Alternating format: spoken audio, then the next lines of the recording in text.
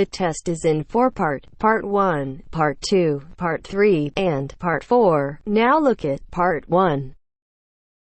Part 1. Megan and Ken are deciding how they will spend the evening. You have some time to look at questions 1 to 7 now.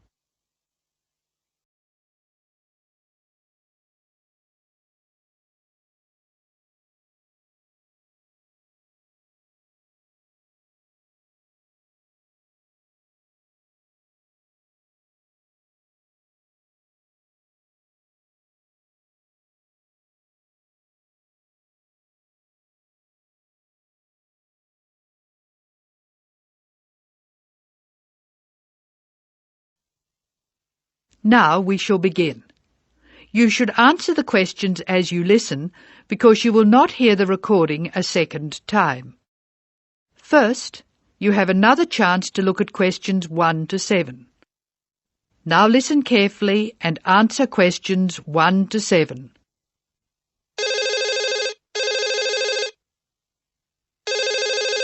Hello, Megan speaking. Hello, Megan. Hello, Ken. I'm glad you called.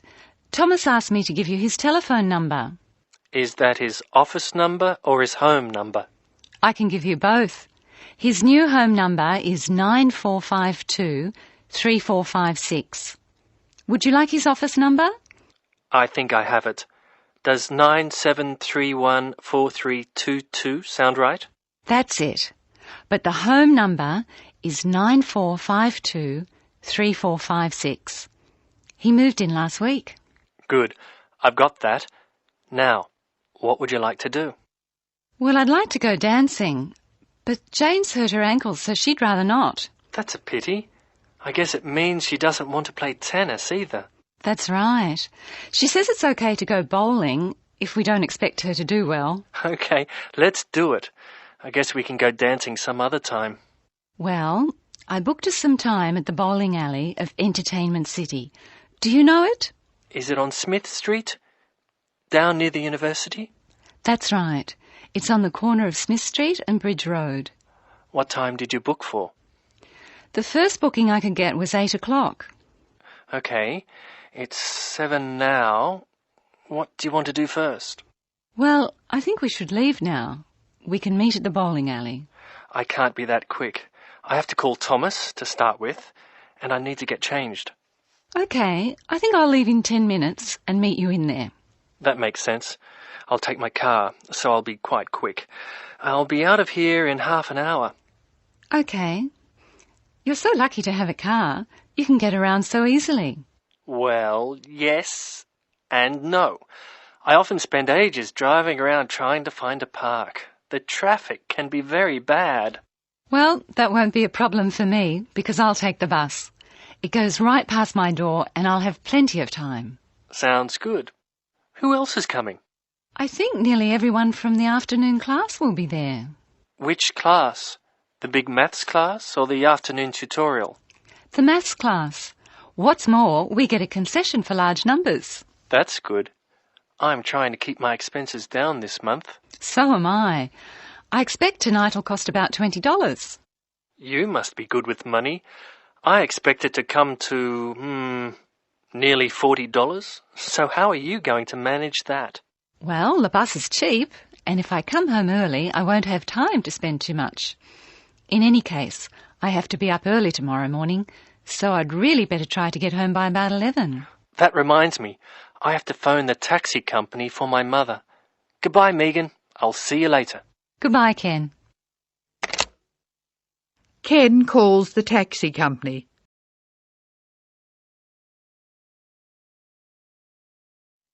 First, look at questions 8 and 9.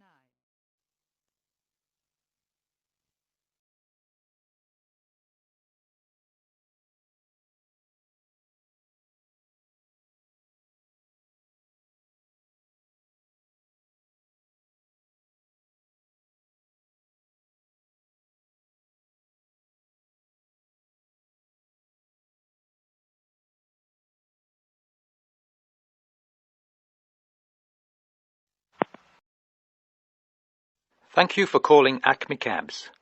Please follow the instructions on the tape. If you wish to order a cab now, press 1. If you have placed an order previously, press 2. If you wish to make an advance order, press 3. Please be ready to tell us your street number and name. If you wish to speak to the radio room supervisor, press 4. If you want to inquire about lost property, press 5. If you want to order a taxi equipped to carry wheelchairs, press 6. Your call is very important. Please stay on the line for the next available order taker. Hello, I think I left something in one of your cabs on Thursday. It was a brown paper package with an address written on it in green ink. Has anyone handed it in? That is the end of part 1. You now have half a minute to check your answers.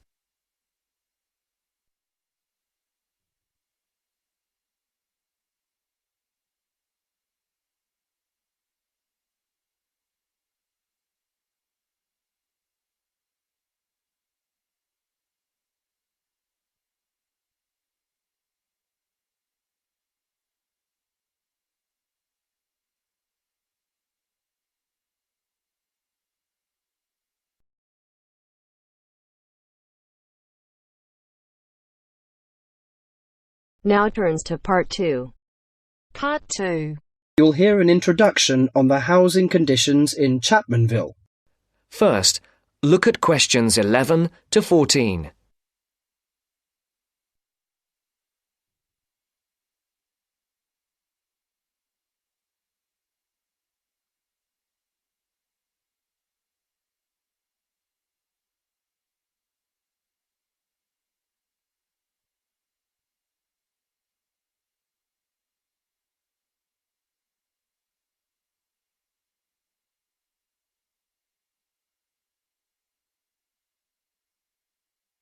Listen carefully. Hi, I'm Gavin Murray. I'm the rental manager for the Central Chapmanville Real Estate Agency. I'm a real estate agent, much like any other, in that I help people buy and sell houses. But about half of my time is spent working to assist people in renting houses and flats. I've been in this business for 12 years now, and I know the city very well, in terms of which areas are the better places to live and how much it costs to rent in these areas. Now, I normally divide Chapmanville into 3 areas in terms of rental prices. Generally speaking, the area in the northern part of the city is the low end of the spectrum, the cheapest housing. So if you're looking to spend as little as possible on rent, I suggest you look there. The most expensive area would be the eastern part of Chapmanville. Most people think it's the prettiest part of the metropolitan area because of all the hills and parks. As so many people desire to live there, housing prices tend to be quite high. The middle market in terms of price for accommodation is found in the city's western and southern areas. Now, let me give some examples of how much it will cost you to rent in these areas. Let's imagine you're a single person looking for a 1-bedroom flat. In eastern Chapmanville, you would be paying no less than $650 a month for such a flat. You won't find anything for less than that. But a lot of people pay as much as $1,100 per month or more. The higher-priced flats are usually the ones in the hills, which run through the east. They've got the best views of the city. A similarly sized flat in the west of the city and the south, 2 for that matter, would cost you at most $650. But there are many flats going for less, and if you look around a bit, you can find one for as little as $350. That's quite a reasonable rental price for most people. If you find that too expensive, I suggest you head to Chapmanville's north, where the cheapest flats are to be found. 1-bedroom flats there start from about $170 a month and up to about $400. Now, for those of you who want something bigger, you'll have to be prepared to pay about double those prices for a small 2- or 3-bedroom house. Before the broadcast continues, look at questions 15 to 20.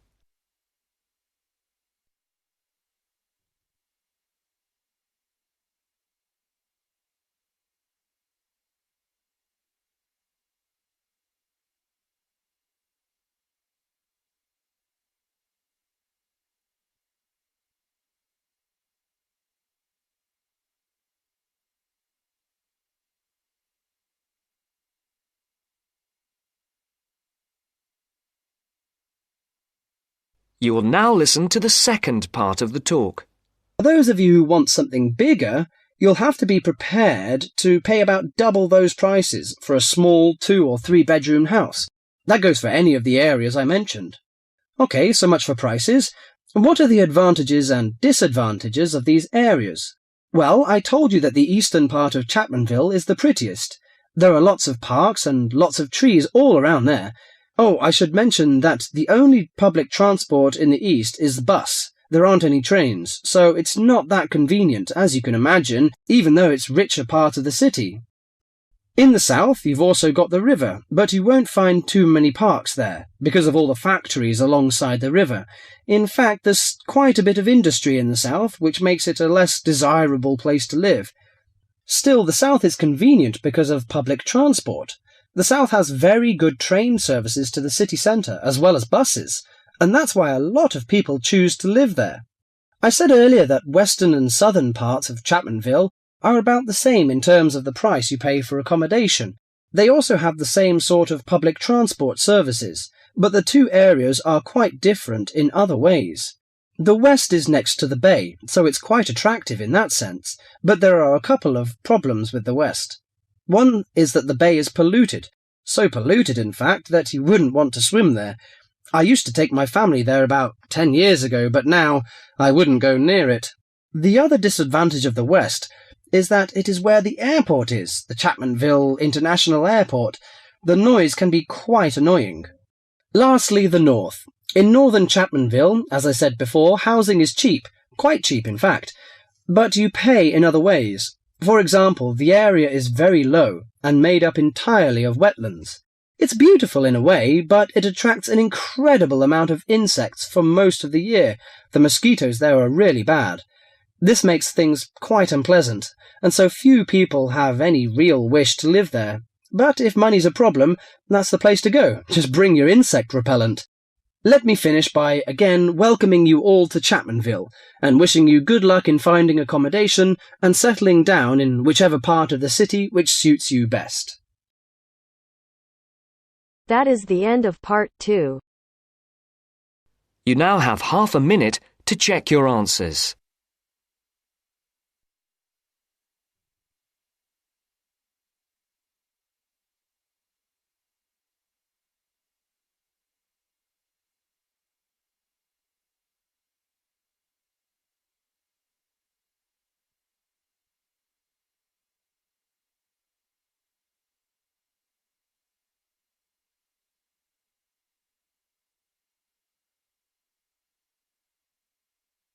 Now turns to part 3. Part 3. You are going to hear a tape recording of instructions and advice, which a woman called Martha has left for her friend John, who is coming to stay at her house and take care of it while she is away. First, you have some time to look at questions 21 to 24.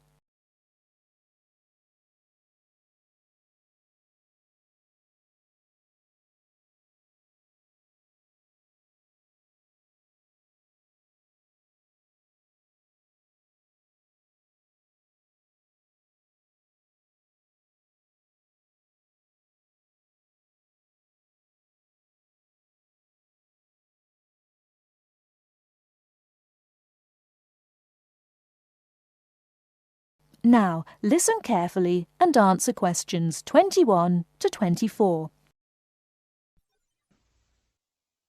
Hello, John. Welcome to the house. I'm really pleased that you can be here to look after my house while I'm away. Here are some things you need to know about the house. Important stuff like when the garbage is collected. In fact, let's start with the garbage, which is collected on Friday. Just write garbage on the calendar on the days they take it away. Put it out on Friday every week. That'll be Friday 22nd, Friday 29th and Friday 5th. It's a really good service. The trucks are quiet and the service is efficient. The bin will be put back outside the house empty. It's a good idea to put it away quickly. This street can be quite windy. I once watched my next-door neighbour chase her bin the whole length of the street. Every time she nearly caught up with it, it got away again. The waste paper will be collected this Tuesday. That's Tuesday 19th. There's a plastic box full of paper in the front room. Please put it out on Tuesday. The truck will come during the day. If you don't mind collecting old newspapers and other paper and putting them in the box, I'll put it out when I come home. The paper people only come monthly. I have some things to give to charity in a box in the front room. Would you put it out on Monday the 25th, please? It's a box of old clothes and some bed linen which I've collected, plus a few other bits and pieces. Be careful when you pick it up, because it's heavier than you might expect. The charity truck will come by during the day on the last Monday of the month. If you want to use the library, you'll find it on Darling Street. I've left my borrower's card near the telephone. It has a very good local reference section if you want to find out more about this city. I'm sorry to say we don't have a cleaner. Oh yes, filters. Please would you change the filters on the washing machine on the last day of the month, which is Sunday the 31st. We find that the machine works much better if we change the filters regularly. The gas company reads the meter outside the house, so don't worry about that. I think that's all the information about our calendar of events.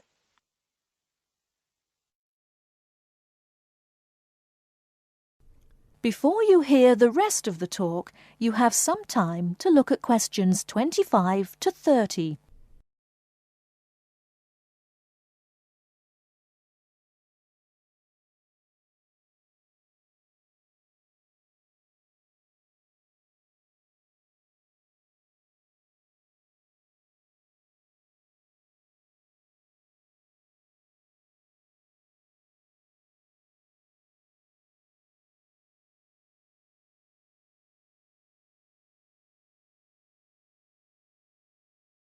Now listen and answer questions 25 to 30.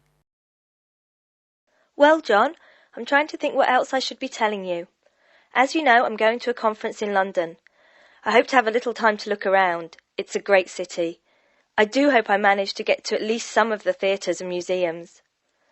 I'm looking forward to all the things I have to do at the conference too. I'm giving a paper on Tuesday the 26th, and there are a couple of really exciting events planned later in the conference programme. I hope to meet up with an old teacher of mine at the conference. She taught English literature at my old high school, and we've kept in touch through letters over the years. She teaches now at the University of Durham, and I'm really looking forward to seeing her again. By the way, I expect you're hungry after your trip. I've left a meal in the refrigerator for you. I hope you like cheese and onion pie. Would you do me a favour, please? I haven't had time to cancel an appointment. It was made a long time ago, and I forgot about it until this morning. It's with my dentist for a check-up on Thursday the 28th. Could you please call the dentist on 816-2525 and cancel the appointment for me? Thanks a lot, John. One last thing. When you leave the house, make sure the windows and doors are shut and set the burglar alarm. The alarm code number is 9120, enter. Have fun. I'll see you when I get back. This is your friend Martha saying goodbye. That is the end of part 3. You now have half a minute to check your answers.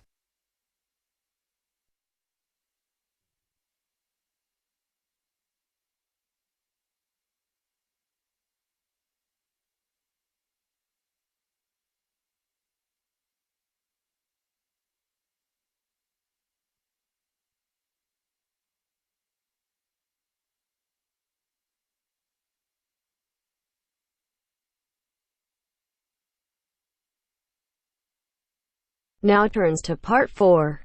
Part 4. You will hear a lecturer talking about the solar eclipse in history.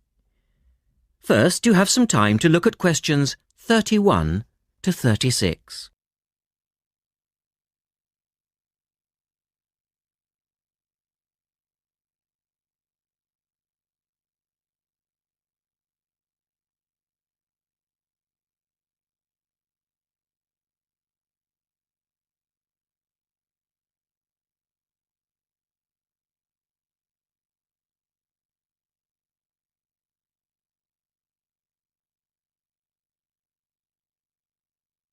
Now listen carefully and answer questions 31 to 36.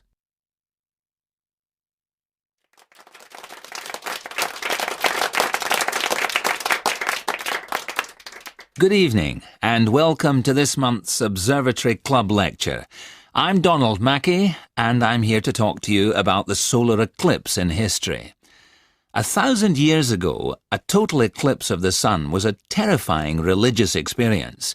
But these days, an eclipse is more likely to be viewed as a tourist attraction than as a scientific or spiritual event.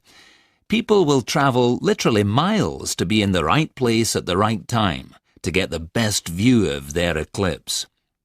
Well, what exactly causes a solar eclipse when the world goes dark for a few minutes in the middle of the day? Scientifically speaking, the dark spot itself is easy to explain. It's the shadow of the moon streaking across the Earth. This happens every year or two, each time along a different, and to all intents and purposes, a seemingly random piece of the globe. In the past, people often interpreted an eclipse as a danger signal heralding disaster, and in fact the Chinese were so disturbed by these events that they included among their gods one whose job it was to prevent eclipses. But whether or not you're superstitious or take a purely scientific view, our earthly eclipses are special in three ways. Firstly, there can be no doubt that they're very beautiful. It's as if a deep blue curtain had fallen over the daytime sky as the sun becomes a black void surrounded by the glow of its outer atmosphere. But beyond this, total eclipses possess a second, more compelling beauty in the eyes of us scientists, for they offer a unique opportunity for research. Only during an eclipse can we study the corona and other dim things that are normally lost in the sun's glare. And thirdly, they are rare. Even though an eclipse of the sun occurs somewhere on Earth every year or two, if you sit in your garden and wait, it will take 375 years on average for one to come to you. If the moon were any larger, eclipses would become a monthly bore. If it were smaller, they simply would not be possible. The ancient Babylonian priests, who spent a fair bit of time staring at the sky, had already noted that there was an 18-year pattern in their occurrence, but they didn't have the mathematics to predict an eclipse accurately. In the second part, the speaker talks about a number of scientists. Look at questions 37 to 40.